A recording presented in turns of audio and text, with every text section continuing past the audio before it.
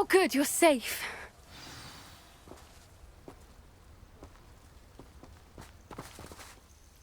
There you are. You were in such a state when you left. The poachers got to my gran. Someone recognized me in Horntail Hall and they got to her. What do you mean? Is she all right? She's fine, thank goodness. But they were at her house, our house. They assumed I'd sent the egg there. She said they took the whole place apart looking for it, screaming that we'd cost them everything. I'm sorry, Poppy. I'm glad she's all right. I don't think either one of us could have anticipated that. I should have known. I underestimated the poachers. And now another creature's in danger. What do you mean? The poachers refused to leave empty-handed, so they took valuable journals that Gran had discovered when she was researching rare creatures. One of them contained theories about a secret hiding place of the Snidget, long thought to be extinct. Exactly what kind of creature is a Snidget? It's a small bird with golden feathers. It's incredible. It has rotational wings that allow it to dart quickly in any direction. In fact, the golden snitch in Quidditch is based on the Snidget, which barbarically was actually used in the sport hundreds of years ago. Why would Snidgets be valuable to poachers? They could make more money with Snidgets than they ever would have fighting dragons. The golden Snidget's feathers and eyes are incredibly valuable. That's why they're believed to be extinct. They were hunted out of existence by wizard kind. If the poachers found some now, I can't bear to think about the horrific way they'd be bred and killed for profit. Where exactly are these Snidgets allegedly hidden? Gran says the journals were a bit cryptic, which is good. Perhaps the poachers won't be clever enough to find the birds. From what she recalls, the journals only noted that the key to finding them lay in the moonlight. Gran thinks it can be narrowed down to a handful of locations. I take it you aren't going to let the poachers anywhere near the Snidgets. Gran wants me to stay out of it, but I know she's devastated that poachers might go after the Snidgets, if they still exist. We had the element of surprise on our side when we saved that dragon, but the poachers will be watching for us now. We need allies. Others who hate the poachers enough to help us, who value creatures as much Merlin's beard! You're a genius! The centaurs! They'd want the Snidgets protected at all costs. Sounds as if we need to go and talk to the centaurs. We'll need to be careful in how we approach them. Tensions with them are high. Still, I think they may be our only hope. Let me think on it. I'll let you know as soon as I have a plan.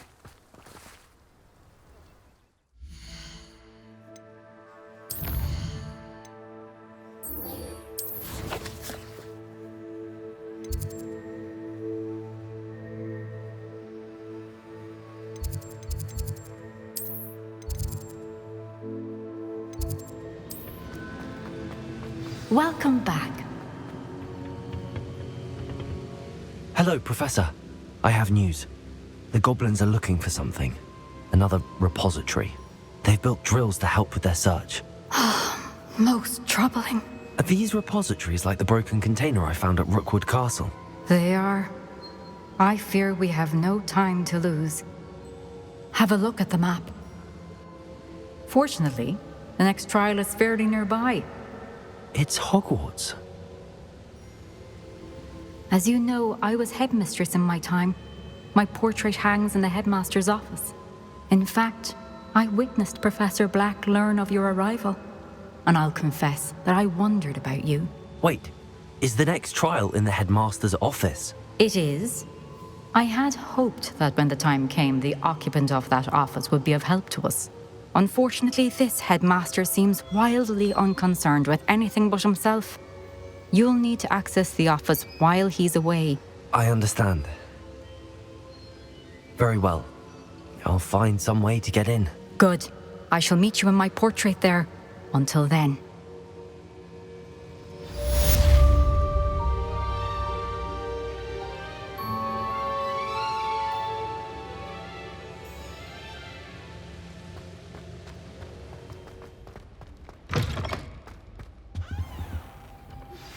I think I know how and where to approach the centaurs about protecting the Snidgets. Meet me in the Forbidden Forest.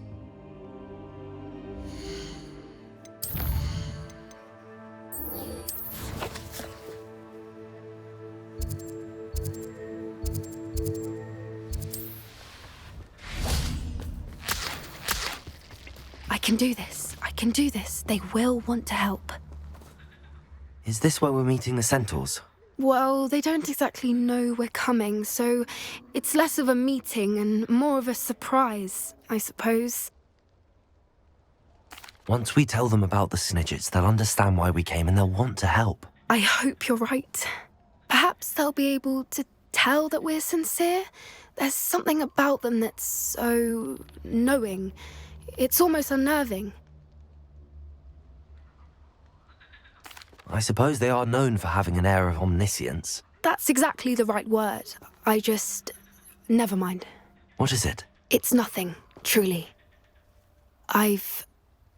We've no secrets to hide. Speaking of secrets, I do want to tell you why Victor Rookwood's after me. He's working with Ranrock, and Ranrock's after something I found at Gringotts. Fig had a portkey that led us there after the dragon attack. It's a bit of a long story, and Fig's asked that I not speak of it yet. Goodness. Well, that certainly helps explain a bit about what we saw back at Horntail Hall. Of course, I'll guard your secret as if it were my own. Even the centaurs won't know. We'll simply be honest with them about what we're trying to do. They'll have to help us, won't they? Yes, of course. You're absolutely right. We'll meet with them, tell them about the Snidgets, and I'm sure to all be fine.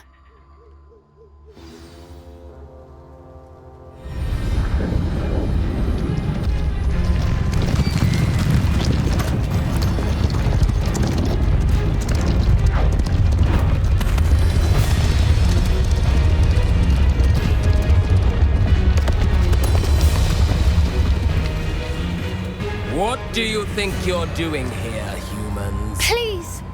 We were hoping to speak with you. Ah! I suppose you'd like a tale for your friends of the time you spoke to a centaur, and it spoke back. No, never. We're here because we need your help. Enough! You made a grave error in judgment in coming here, little witch.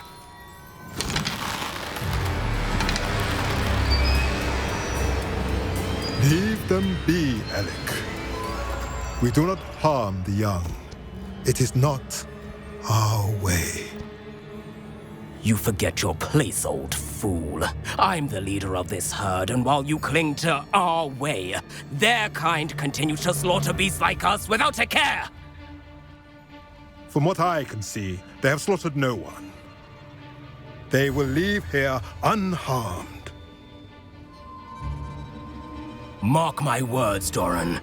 If I ever see them again, it will be all 3 of your heads.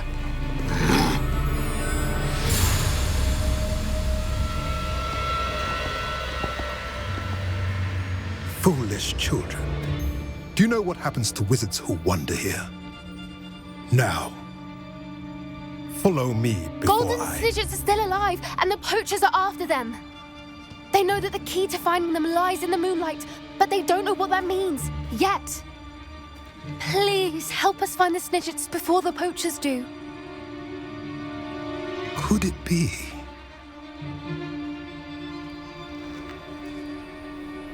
In the south, there is a cave within which lies what the poachers seek. A moonstone. Retrieve it and place it in the henge in the forest. I, on the other hand, must go speak with the herd. Find me after you have done this.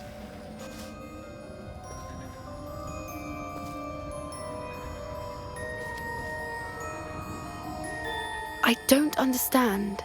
So the moonlight mentioned in the journal doesn't refer to actual moonlight, but to a moonstone. What do moonstones have to do with Snidgets? And why was he so certain about where we could find one? I don't know, but I am inclined to believe him, what with his being a centaur and all. I am too. It is a shame how quickly he left. What was his name? Doran. That's what the leader of the herd called him. Well, if Doran knows something we don't, I'd rather act now and ask questions later. I can head to the library and start looking into the cave you mentioned. I'll let you know what I find.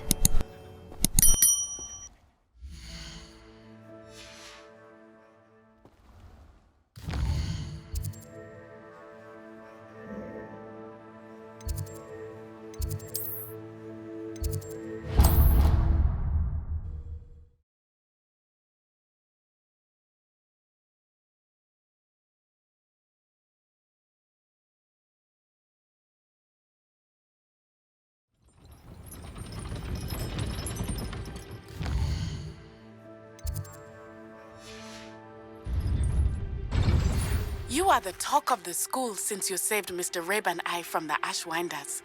We have come so far. We should discuss the next steps in our plan to stop Harlow.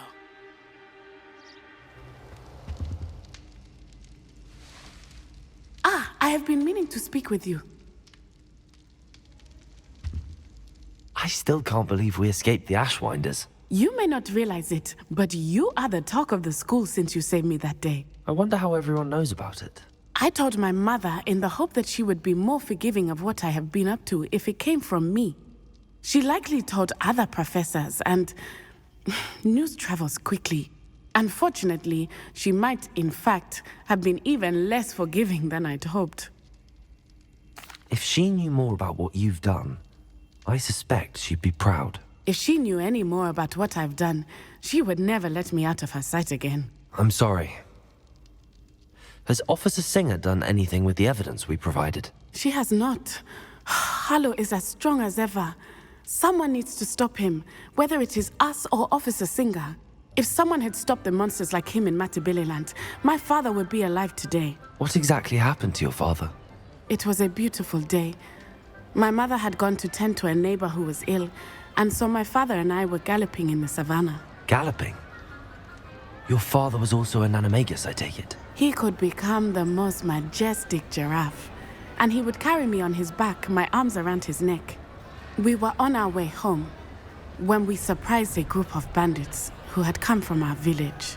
One of them saw me just as he removed a scarf from his face.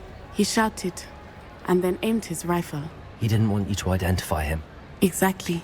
In an instant, my father bowed his neck to protect me and was hit. As he fell, my father changed back into his human form. When the bandits saw this, they turned and ran in fear. Magic terrified them, and then he was gone. And it was all my fault. Your fault? How so? He died protecting me. If I had been capable of protecting myself, he would still be alive today. My mother and I tried to go on without him, but it became too much for us there. A few years later, we left to come to Scotland.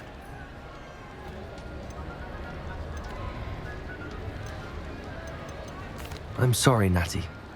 I can't imagine what you've been through. Your father sounds exceptional. He was truly extraordinary. And thank you for your kind words.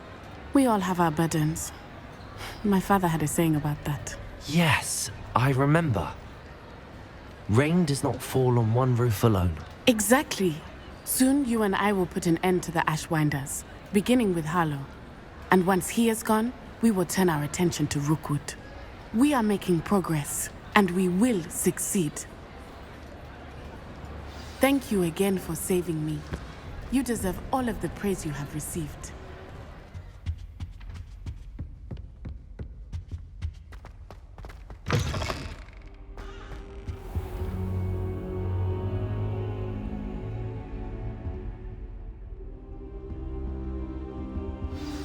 Professor Fig, the Keepers have shown me where the next trial is. Has something changed? Lodgok and I have learned that the goblins are searching for another repository, like the one we saw at Rookwood Castle. And I discovered that they're building massive drills to help in their search. Professor Fitzgerald seemed very concerned. I see. Ranrock clearly knows even more than we suspected. And sir, there's something else. Lodgok knew Miriam. He knew Miriam? They encountered each other at Rookwood Castle. She was doing research. That's where she found the container with the portkey. He liked her so much that he let her leave with it. despite orders from Ranrock. I don't know what to say. She could win over almost anyone. I want to hear more of this. And, in fact, I'd like to speak with Lodgok directly. But we've no time now. Where is the next trial? Believe it or not, it's in the headmaster's office. Incredible. All right. You'll need the password to get past the stone gargoyle. The headmaster's house elf will know it. I've actually met Scrope, but I'm not sure he'll tell me. He's rather devoted to the Black family. He is. So you'll need a disguise. I have just the thing. A polyjuice potion. You'll look and sound like Professor Black. Wait, doesn't Polyjuice Potion require a bit of the person you want to change into? And take ages to brew? It does. So how do you already have Polyjuice Potion to change into Professor Black? One never knows when such a thing may come in handy. Let's just say I felt the need to be prepared for anything after my fruitless trip to the Ministry on his behalf.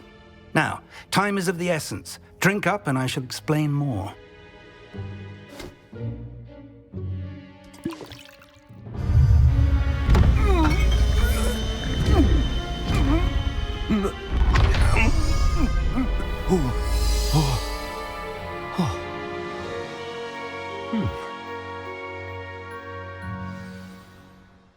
How do you feel? Incredible. I won't forget that taste anytime soon. How do I sound? Convincing. I've taken the liberty of transfiguring your robes. As we discussed, you'll need the password from Scrope, who could be anywhere in the castle. You might look for Professor Kagawa. She's taken to badgering the poor elf about Quidditch in the hopes that he can convince Black to change his mind. Thus far, unsuccessfully. I see. But what if Professor Black sees me? Leave him to me. I shall tell him where to meet a liaison from the Ministry in Hogsmeade. That should give you plenty of time. Thank you, Professor. I suppose we'll meet again in the map chamber. It's rather strange to hear gratitude coming from Professor Black. I'll see you there. Now to find the headmaster's house elf.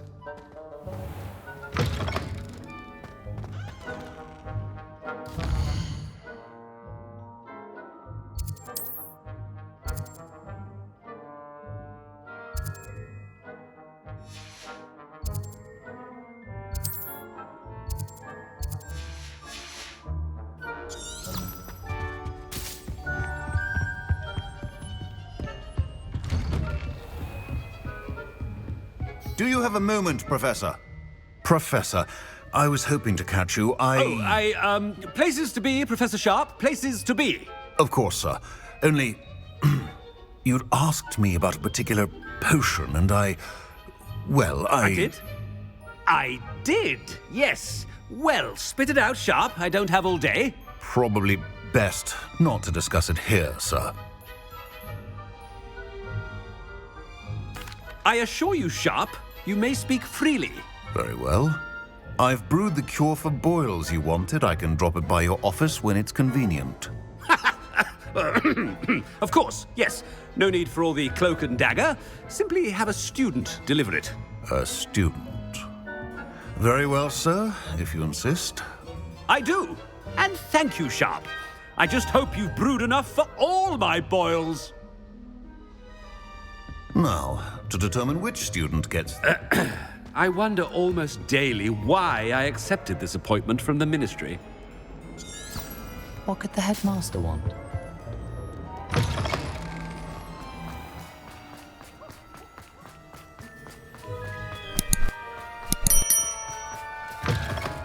Has anyone seen my ivory-handled hand mirror?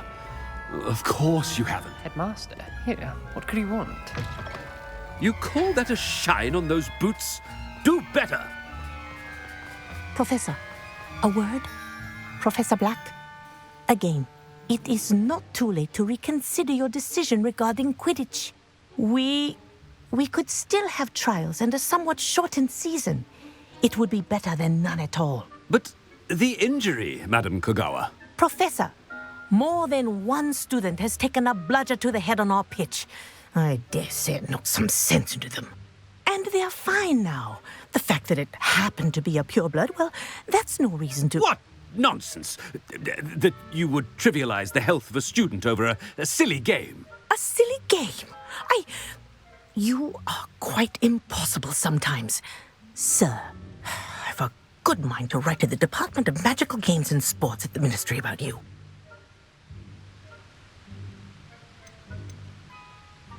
Good idea. I can even provide the parchment should you need it. Now, where is my elf? Parchment? Very well, I will, and with pleasure. And I spotted Scrope in the Great Hall. Seems to be avoiding me. I wonder why. Good day, Madam Kagawa.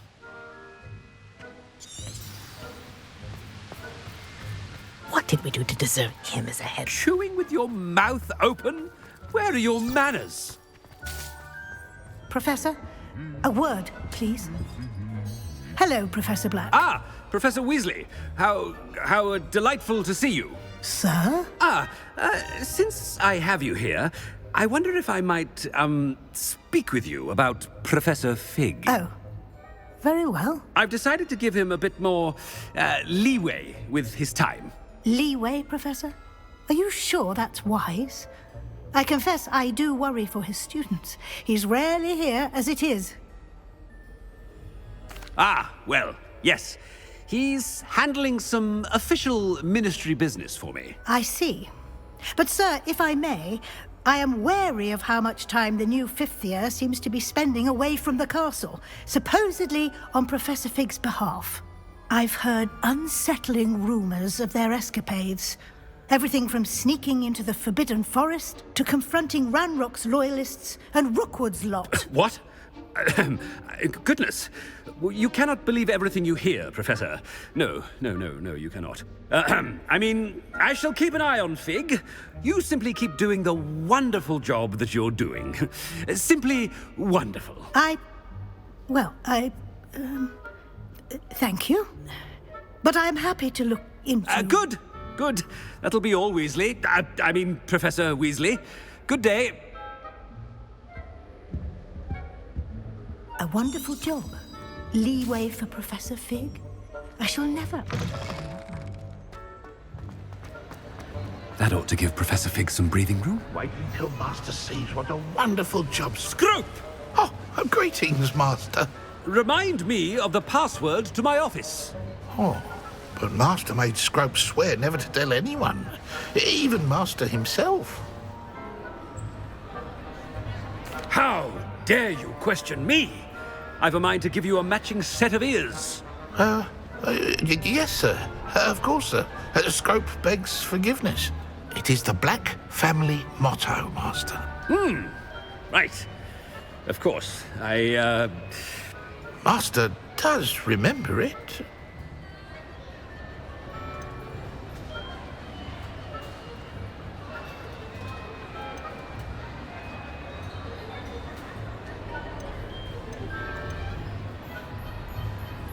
Of course I remember. It's the Black family reigns. Is Master giving Scrope a test? It's pure bloods forever, isn't it? Close, Master. Scrope thinks Master is indeed testing Scrope. It is always pure. Obviously. And, of course, as Master knows, in French. Yes, of course. I order you to pronounce it for me. Oh, Master knows that Scrope's French is most pitiful.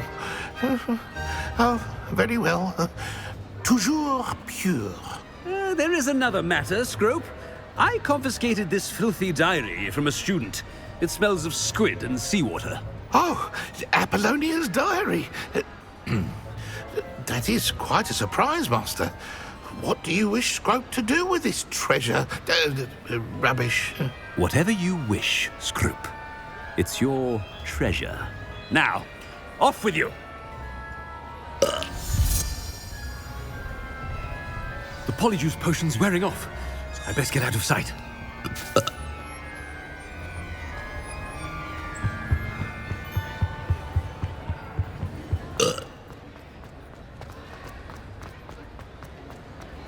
Made it just in time. It's wearing off. Fig was right. I can't believe it worked. Now to speak the password to the gargoyle.